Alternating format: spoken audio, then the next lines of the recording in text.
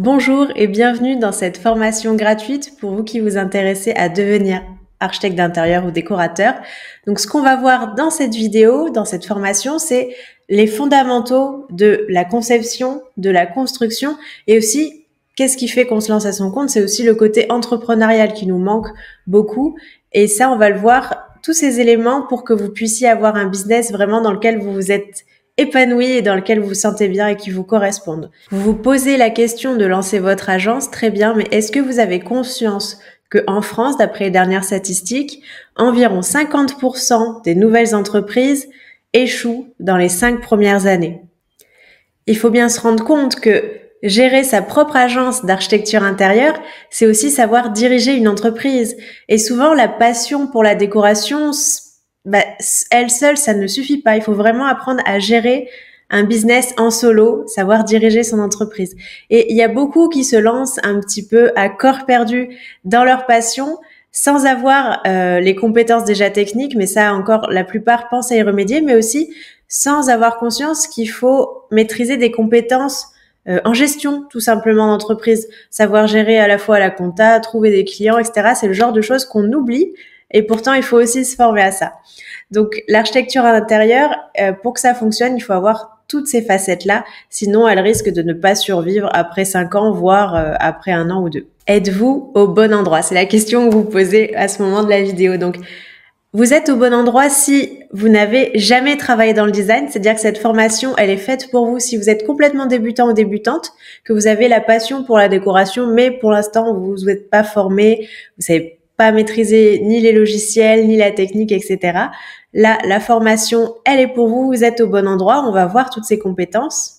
Et vous êtes aussi au bon endroit si vous avez déjà des connaissances sur le sujet, que par exemple vous êtes employé dans une agence d'architecture intérieure, ou alors que vous êtes formé, pour l'instant vous ne vous êtes pas lancé, ou bien que vous êtes lancé depuis peu ou même depuis quelques années, mais que vous sentez qu'il y a certains manques, notamment dans le côté entrepreneurial par rapport à votre agence. Mon objectif avec cette formation, ça va être d'ouvrir votre propre agence et vous en assurer le succès, être capable de gérer un projet de design d'espace de la conception à l'exécution et de façon professionnelle, mettre en place une stratégie marketing pour trouver des clients et ensuite les satisfaire, être armé pour affronter tous les défis que rencontrent les architectes d'intérieur. Alors, en toute transparence, il n'y aura rien à vous vendre à la fin de cette formation, mais vous aurez la possibilité de réserver un appel pour discuter avec moi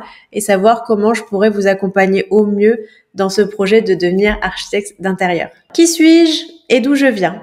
Donc, je suis passionnée par la décoration depuis à peu près toujours. Mon jeu vidéo préféré, je sais pas si vous, c'était le cas, mais pour moi, c'était les Sims. Mais en fait, ce qui m'intéressait, c'était pas de jouer avec les Sims. C'était de créer des maisons de rêve avec mes Sims. Merci au code Rosebud d'ailleurs pour les sous limités, vous savez. Donc, quand j'étais petite, en parallèle de cette passion pour les Sims, aussi ce qui a nourri ma passion pour la déco, c'est que j'ai eu la chance d'avoir un grand-père qui était un menuisier talentueux et qui utilisait des logiciels 3D pour concevoir les agencements, les cuisines, etc. Et quand j'allais le voir, des fois, il me laissait jouer avec son logiciel pour l'aider à concevoir du mobilier, des choses pour qu'il allait après fabriquer dans son atelier. Alors même si ça restait souvent qu'à l'étape de projet, j'adorais ça. Voilà, imaginer des clients et répondre à leurs besoins, j'aimais trop. Et puis je voyais aussi la fierté dans les yeux de mon grand-père à chaque fois que je lui présentais un projet de manière assez professionnelle, genre je lui faisais faire la visite du projet et je sentais qu'il était assez fier de ça. Ça m'a touchée lorsque j'ai eu 12 ans. Il m'a offert un logiciel professionnel de conception 3D qui s'appelait Architect 3D à l'époque. Et il faut se dire qu'à l'époque, on est vraiment au tout début des années 2000 et que j'habitais en Nouvelle-Calédonie, donc dans les îles, il n'y a pas forcément tout ce qu'il pouvait y avoir ailleurs. Donc le logiciel, déjà, ça se trouvait que sur CD, donc il fallait l'acheter en physique. Et comme j'étais perdue au milieu du Pacifique, on pouvait pas en trouver dans tous les magasins. Et il en avait ramené un lorsqu'il était allé à un salon. Ça a été un moment inoubliable qui a renforcé, en tout cas nourri mon désir de poursuivre dans cette voie. où je me sentais douée, motivée et puis aussi soutenue. Après avoir obtenu mon bac S, j'ai choisi d'étudier aux Beaux-Arts, pensant que c'était la meilleure voie pour devenir architecte d'intérieur. Cependant, après 8 ans d'études où je pensais que j'étais armée pour lancer mon agence, je me suis rendu compte que la réalité du métier était bien loin de l'enseignement que j'avais reçu. Ce que j'ai découvert quand j'ai ouvert ma propre agence, c'est que fallait s'organiser, fallait gérer son entreprise, pas juste faire des super beaux dessins et avoir les meilleures idées du monde. Il faut vraiment mettre en place des stratégies marketing, donc c'est ce que j'ai fait pour promouvoir mes services d'architecte d'intérieur et tout simplement pour trouver des clients. J'ai aussi bâti un réseau professionnel solide avec des artisans, avec les fournisseurs et aussi certains clients qui pouvaient revenir soit de manière pro, soit de manière perso. J'ai mis en place aussi plein de process pour finalement me faciliter la vie, c'est-à-dire avoir des méthodes claires à suivre pour maximiser mon temps, pour vraiment exprimer ce qu'on appelle la zone de génie. Je sais pas si vous en avez entendu parler, mais l'idée c'est que en répétant des process, ça permet d'y voir un peu plus clair au niveau charge mentale, etc. et d'être plus efficace pour ceux pour lequel on a du talent finalement, donc qui était la création pour ma part. Aujourd'hui, maintenant que j'ai compris que être architecte d'intérieur, c'est aussi gérer son entreprise, ce qui a changé, c'est que les clients viennent vers moi, ils viennent vers moi par eux-mêmes, je n'ai pas à aller les chercher partout, ce qui peut être très compliqué parce qu'on ne sait pas franchement où aller les chercher.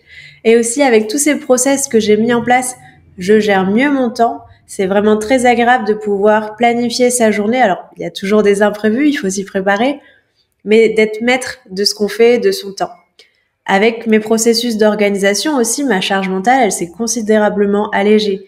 Et je génère finalement plus de chiffre d'affaires qu'à mes débuts, alors que j'ai l'impression peut-être même de travailler moins parce que je m'éparpille moins. En tout cas, je travaille de façon plus sereine grâce à une méthode éprouvée. Donc, au programme de cette formation, on va apprendre que être créatif, ça ne suffit pas pour être architecte d'intérieur, qu'il faut élargir ses compétences et sortir de sa zone de confort, et aussi qu'il faut maintenant oser se lancer pour créer sa propre agence. Comment transformer votre passion pour la déco en une carrière florissante? Devenir architecte d'intérieur, c'est mettre au service des besoins des clients sa créativité, son inventivité, sans oublier d'enfiler sa casquette d'entrepreneur pour exercer un business qui dure, qui est rentable, qui est épanouissant. Laissez-moi vous parler d'une expérience que j'ai vécue en faisant des stages chez différents professionnels. Donc, j'ai fait 2 stages dans des cabinets d'architecture et architecture d'intérieur lors de mes études. Le premier stage, je l'ai fait chez, on va l'appeler Monsieur P. Monsieur P était hyper créatif, ingénieux, il était cultivé, il avait toujours des bonnes idées,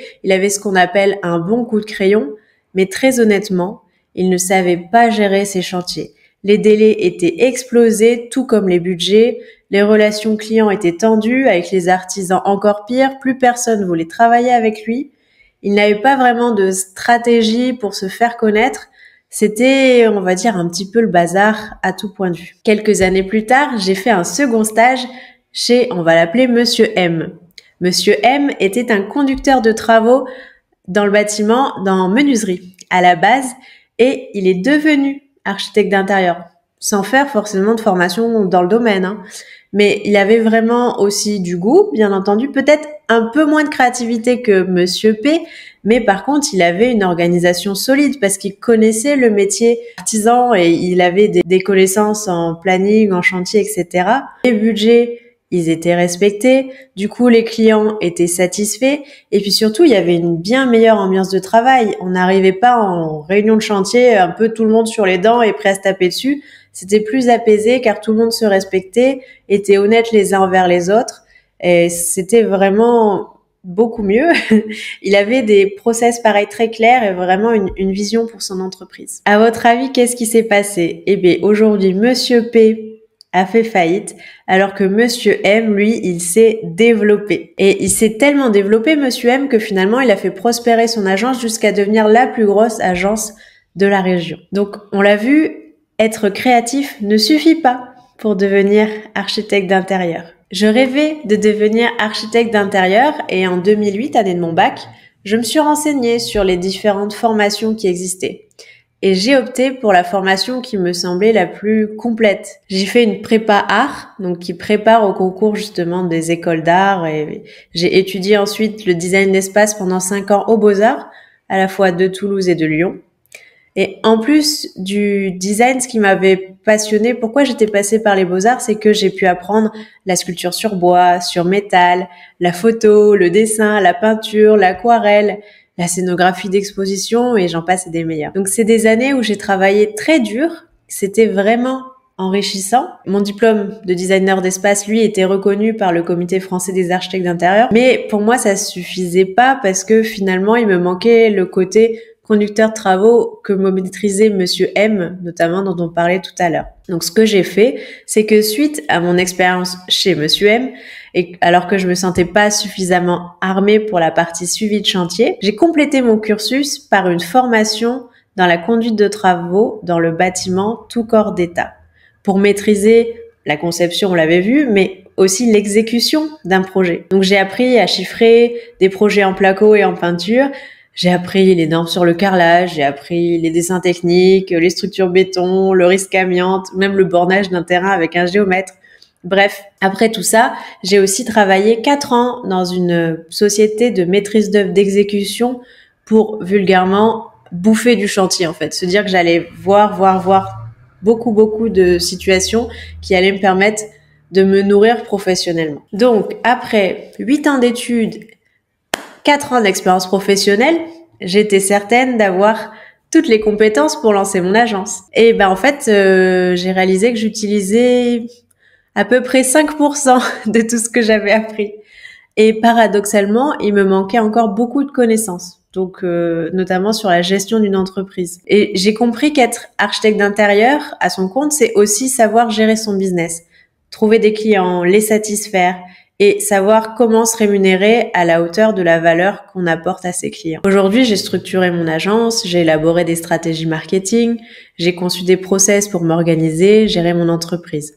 J'ai des routines de travail avec une organisation bien définie, et tout au long du projet, les étapes sont claires à la fois pour moi, pour les artisans et aussi pour les clients. Et ça permet de faire naître la confiance entre tous les interlocuteurs. Aujourd'hui, les clients viennent par eux-mêmes, par la réputation ou les réseaux sociaux. J'ai plus de temps libre, mes revenus sont stables et en constante augmentation. Alors maintenant qu'on a vu ça, je voudrais vous parler de certaines idées reçues qu'on peut avoir quand on se demande si on peut faire une formation pour devenir architecte d'intérieur. Donc l'idée reçue numéro 1, typiquement, c'est « j'ai du goût, j'ai du talent, ça suffit pour me lancer ». Donc, on l'a vu, avoir du goût et un bon coup de crayon, c'est super, hein. Maîtriser toutes les tendances déco, génial. Mais ça ne suffit pas pour vous lancer. C'est essentiel, mais il faut aussi savoir gérer son agence. Il faut avoir ce côté entrepreneur dans ce domaine et ça nécessite une combinaison d'autres compétences telles que le marketing, la communication, les finances et bien plus encore. Avoir du goût, c'est essentiel. Trouver des clients l'est tout autant. Une autre idée reçue qu'on peut avoir, c'est il faut absolument un diplôme reconnu par l'État pour exercer en tant qu'architecte d'intérieur. Eh ben non. La réalité, c'est qu'il n'y a pas de diplôme obligatoire. En tout cas, en France, ça fait des années qu'on en parle, mais ça semble pas se mettre en place. Et à mon avis, ça se fera jamais. La réalité, c'est que le titre d'archi d'intérieur, il n'est pas réglementé pareillement que celui d'architecte HMNOP ou DPSG. Donc, il ne vous faut pas de diplôme spécifique de l'État pour exercer. D'ailleurs, en fait, n'importe qui peut dire « je suis designer, décoratrice, architecte d'intérieur ». Le titre, vous le mettez vous-même, en fait. Vous faites un petit peu ce que vous voulez. Les compétences priment. Les clients chercheront à s'assurer que vous êtes la personne qu'il lui faut, que vous avez le talent nécessaire, la créativité, le sérieux pour mener à bien leur projet. De vous à moi, en 7 ans, personne ne m'a jamais demandé de lui montrer mon diplôme. Laissez-moi vous parler de 2 personnes. Vous devez probablement connaître Sarah Lavoine et Jonathan Adler. Sarah Lavoine, c'est une designer d'intérieur reconnue qui a construit sa carrière alors qu'elle n'avait pas de diplôme formel en design d'intérieur. Elle est reconnue pour son style chic et contemporain, mais voilà, elle n'avait pas de diplôme à la base. Pareil pour Jonathan Adler, qui est très célèbre pour toutes ses compositions hyper colorées et audacieuses. C'est un designer qui a commencé sa carrière en tant que potier autodidacte avant de devenir designer d'intérieur reconnu à l'international et l'entrepreneur à succès que l'on connaît. Une autre idée reçue, c'est « Oh là là, ouais d'accord, mais gérer son agence, c'est super compliqué. » Dites-vous bien que rien n'est difficile pour celui ou celle qui sait. En fait, tout paraît simple une fois qu'on sait le faire et qu'on a appris étape par étape. Rappelez-vous quand vous avez appris à lire, par exemple. Ça vous semblait ultra compliqué et pourtant aujourd'hui, vous le faites naturellement sans réfléchir. Peut-être que la lecture, c'est un plus loin. Peut-être plus récemment, quand vous avez appris, par exemple, à conduire. Au début, c'est intimidant de maîtriser à la fois regarder la route, la vitesse, gérer le volant, les panneaux, les autres automobilistes, faire tout ça en même temps. Au début, c'est compliqué. Et puis finalement, après, on le fait en mode automatique, sans réfléchir, presque hypnotisé. On est capable même parfois de faire autre chose en même temps. Donc, ce qu'il faut retenir, c'est qu'il faut juste avoir un bon guide, avoir une méthode structurée pour acquérir chaque compétence et les développer. Mais la compétence en elle-même, elle n'est pas inaccessible, pas du tout. Tout est simple pour celui qui sait. Donc, parmi les 3 idées reçues qui vous empêchent de réussir dans cette carrière, il y a le fait qu'on pense qu'avoir du goût, ça suffit. Au contraire, se dire qu'il faut forcément un diplôme reconnu par l'État pour se lancer. Et aussi cette peur de se dire gérer mon agence, c'est vraiment trop compliqué, je sais pas par où commencer. Donc il y a une solution à tout ça, c'est allier votre passion pour la déco à des compétences en gestion d'entreprise pour ouvrir votre agence. Avoir du talent, ça suffit pas. La solution, c'est d'avoir vraiment pas mal de compétences. Donc en marketing, avoir de la rigueur dans votre suivi. Et là, vous aurez toutes les chances pour que votre agence soit un succès. Il est essentiel de compléter votre passion par de véritables compétences clés, telles que le marketing, l'optimisation des processus créatifs, la rigueur sur votre suivi de chantier. Ces compétences, elles vous permettront de gérer efficacement votre entreprise, d'attirer et de fidéliser vos clients, de livrer des projets impeccables de haute qualité. Parce que dites-vous bien que si vous ne savez pas faire un planning, si vous ne savez pas gérer des équipes d'artisans, vous allez droit dans le mur. Si vous savez pas qui passe entre le plaquiste, le plombier en premier, l'électricien ou du carreleur, vous allez avoir des relations très tendues entre vos artisans et aussi le client. Il va trouver que tout ça, ce n'est pas très professionnel. On a vu qu'il n'a pas besoin d'avoir un diplôme forcément reconnu parce que le métier, lui, n'est pas réglementé.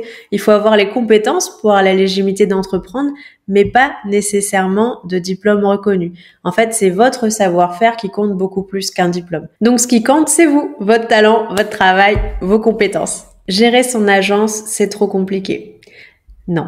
La solution, c'est d'avoir une approche structurée, des outils adaptés et que vous ayez la capacité de transformer finalement la complexité en un système gérable et productif. Avec la bonne méthode, la gestion de votre agence ne sera que plus fluide.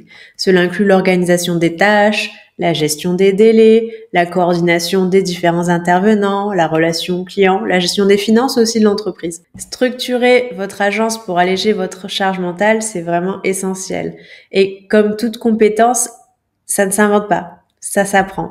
Donc apprenez à comprendre ce qui fonctionne pour vous, pour votre business, afin de créer un environnement de travail agréable pour alléger sa charge mentale. Vous serez plus zen, donc une meilleure ou un meilleur architecte d'intérieur, parce que le stress, forcément, c'est pas bon pour la créativité ni pour le discernement. Autre chose aussi dont on peut avoir peur dans ce métier, c'est de se dire qu'être architecte d'intérieur à son compte, c'est un métier solitaire. Alors non, ce n'est pas un métier solitaire, c'est un métier, c'est vrai, où il faut être très autonome, mais c'est aussi indispensable de savoir collaborer efficacement avec les autres. Les architectes d'intérieur peuvent travailler déjà avec des confrères ou avec des architectes, mais aussi avec des bureaux d'études techniques, des artisans, des fournisseurs, bien entendu des clients. Donc, la communication, c'est vraiment une compétence clé.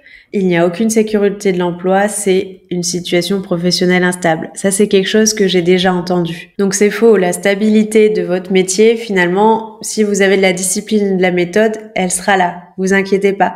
Et entre nous, remettre sa stabilité financière, son emploi entre les mains d'un patron, n'est pas sans risque non plus. Pourquoi ce serait forcément plus risqué? Là, au moins, vous êtes responsable de votre réussite. Et vous remettez pas votre destin professionnel entre les mains d'une tierce personne. C'est vous qui êtes aux commandes. Et pour être aux commandes, ce qu'il faut aussi, c'est élargir ses compétences, sortir de sa zone de confort. Par exemple, je suis de nature assez introvertie. Je suis pas de celle qui se montre. Je suis pas de celle qui va attirer l'attention dans un groupe. Et comme je ne souhaitais pas m'afficher sur les réseaux sociaux, que je pensais que je serais pas douée pour ça, j'ai engagé quelqu'un pour gérer ma communication sur les réseaux à 100%. Alors, le résultat était professionnel, hein, mais résultat, ça me ressemblait pas du tout. Et mon déclic, c'est qu'un jour, un prospect m'a appelé et quand j'ai décroché, il m'a fait « Bonjour monsieur ». Je me suis dit « Monsieur, comment ça se fait ?» Et j'ai réalisé que il savait pas qui j'étais. Donc que ma communication ne me ressemblait pas du tout. Elle ne ressemblait pas à qui j'étais vraiment. Et c'est là que j'ai décidé de tout reprendre en main à 100%. Aujourd'hui, j'ai pris en main ma communication digitale et j'y ai même pris goût. Alors que je n'avais même pas Instagram de façon perso au moment de me lancer sur les réseaux sociaux, aujourd'hui, dans ma région, je suis devenue une référence et souvent citée dans les 5 archis d'intérieur que l'on va recommander. Alors attention, entre nous, le nombre de likes, c'est vraiment pas ce qu'il y a de plus important parce que je cherche pas à devenir influenceuse et vous non plus. Ce qui compte, c'est que les personnes qui vous appellent, elles aient l'impression déjà de vous connaître. Parce que si elles ont déjà l'impression de vous connaître, finalement, elles auront déjà un peu confiance en vous et en votre capacité à répondre à ces besoins. Une autre erreur aussi que j'ai fait au début, c'est que je me suis complètement tuée à la tâche. Les 2 premières années de mon activité, j'ai réalisé un chiffre d'affaires d'à peine 2500 € par mois et je travaillais énormément, souvent tard le soir, le week-end, au détriment de ma vie de famille, de mes activités et de ma forme. Et finalement, c'est mon corps qui m'a imposé un arrêt. Alors, j'ai pas fait le traditionnel burn-out, mais j'ai somatisé, c'est-à-dire que j'ai déclenché une pyélonéphrite bilatérale. C'est une infection des 2 reins. Pendant mon séjour à l'hôpital et même un peu après en convalescence, j'en ai profité pour prendre du recul et réfléchir à ce qui m'avait amené jusque-là. Et je me suis donc mise à travailler sur mon business et non pas que dans mon business. C'est-à-dire que j'ai écouté des podcasts, j'ai eu des bouquins sur l'entrepreneuriat, le marketing, j'ai suivi des formations, je me suis mise vraiment à réfléchir dessus et non pas que à bosser dedans. Et j'ai réalisé comme ça que certaines tâches n'étaient vraiment pas optimisées, que des fois je prenais du temps pour des détails inutiles ou en tout cas que j'étais la seule à voir. Et j'ai cherché aussi les meilleurs outils, les meilleurs logiciels pour être plus productive. Mon objectif, ça a été de structurer tous mes process pour rendre mon travail plus fluide et préserver ma santé physique et mentale. Et aujourd'hui, mon chiffre d'affaires a augmenté, pourtant j'y passe moins de temps et mon corps, ma vie de famille ne s'en porte que mieux. Je ne suis pas assez créatif pour devenir architecte d'intérieur. C'est quelque chose aussi que je peux entendre. Alors, il faut se dire que la créativité, c'est comme un muscle. Ça se développe, ça s'améliore avec la pratique et un exercice quotidien. Et la créativité, c'est pas seulement du dessin. La créativité, elle s'immisce vraiment partout, même là où on n'attend pas. Par exemple, moi, dans mon boulot de maîtrise d'œuvre d'exécution, on me disait que j'étais la reine des tableaux Excel. Alors le but, c'était pas de faire un joli tableau Excel, mais de vraiment réfléchir à comment optimiser, faire quelque chose de visuel, de pratique, à mettre en place dans la société. Et comme ça, j'avais créé mes propres outils de chantier juste avec Excel et c'est quelque chose qu'a gardé après l'entreprise, après mon départ. En tout cas, tout ce que je voulais dire, c'est que la créativité, c'est comme tout, il faut pratiquer et elle va se renforcer. Je ne suis pas assez organisée pour gérer une entreprise de A à Z. Alors, moi aussi, je suis une bordélique en constante rédemption. La gestion d'une entreprise, la supervision de chantier, ça demande des compétences en organisation.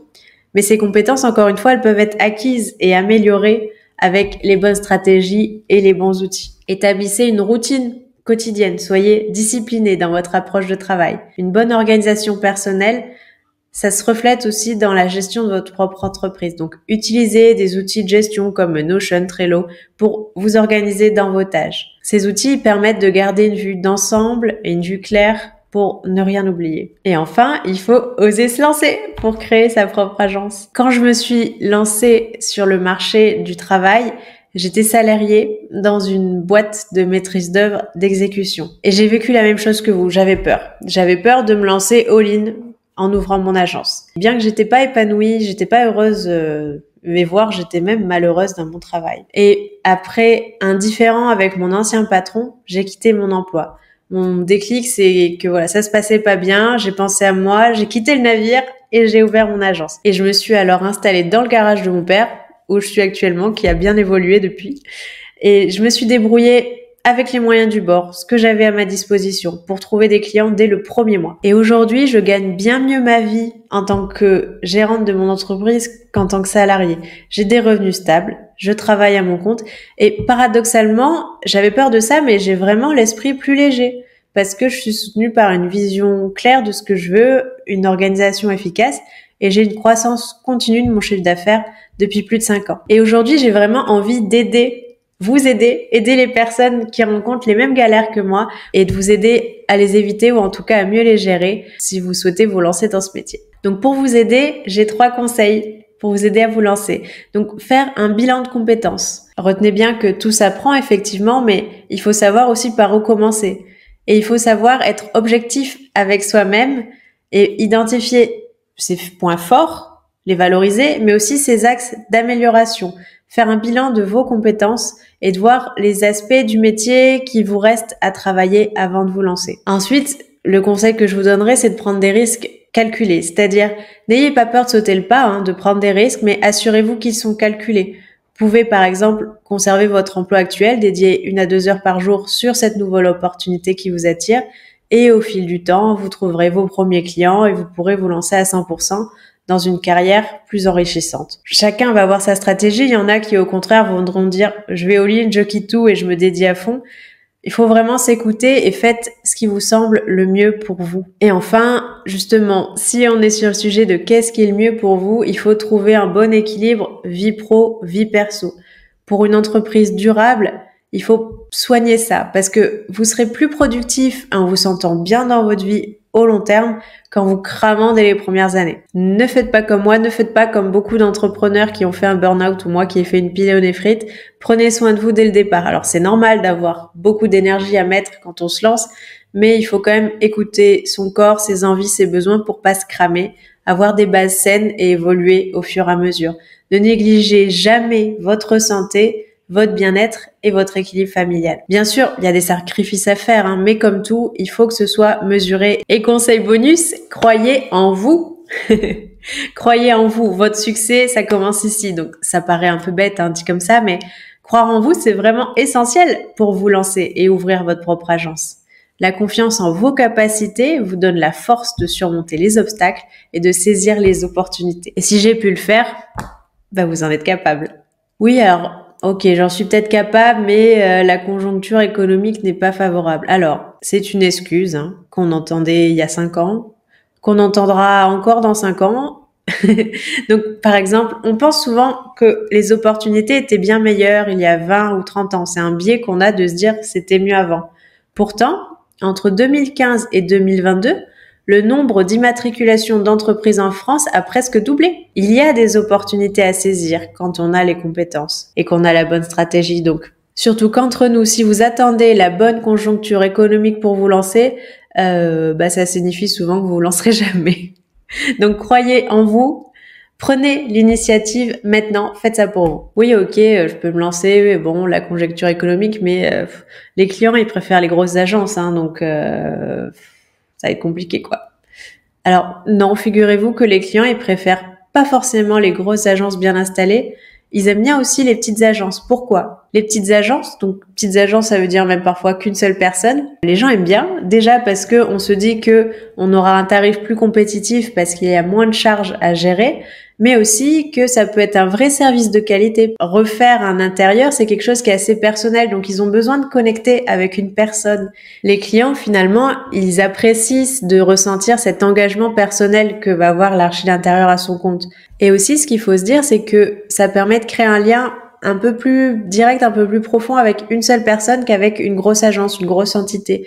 On peut vraiment avoir vu cette personne sur les réseaux et se dire « Ah purée, je sens que je peux bien m'entendre et qu'elle peut m'accompagner dans ce projet. » Même si elle est seule, peu importe, je sais qu'elle aura les compétences. Donc ça, c'est pas quelque chose qui doit vous freiner. Alors maintenant, j'ai une question à vous poser. Est-ce que vous vous imaginez là aujourd'hui ne pas structurer votre agence d'archi?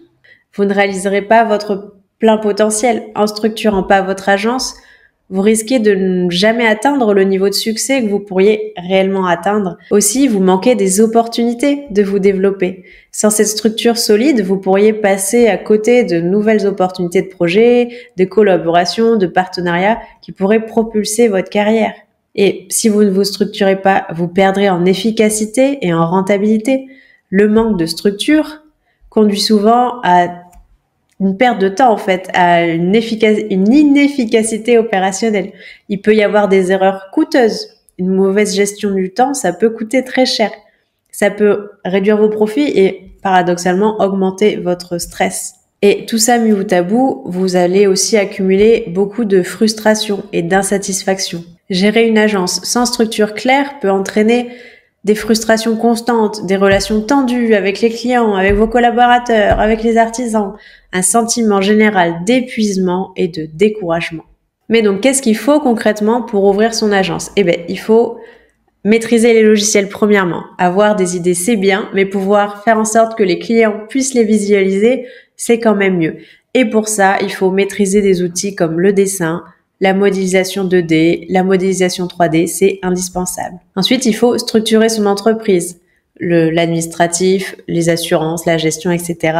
Il faut avoir une structure efficace pour assurer un bon fonctionnement et puis aussi vous protéger. Pour avoir son agence, il faut aussi gérer un chantier, savoir le gérer en établissant des process clairs pour tous les acteurs du projet, savoir faire un planning, assurer le suivi d'un projet, signaler des réserves, suivre leur levée.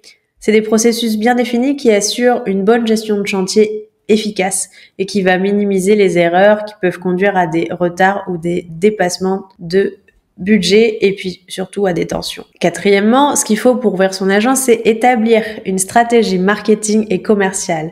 Une stratégie marketing et commerciale bien définie, ça vous permet d'attirer mais aussi de fidéliser vos clients tout en développant la notoriété de votre entreprise. Et ça commence par définir qui est votre client idéal, à qui vous parlez.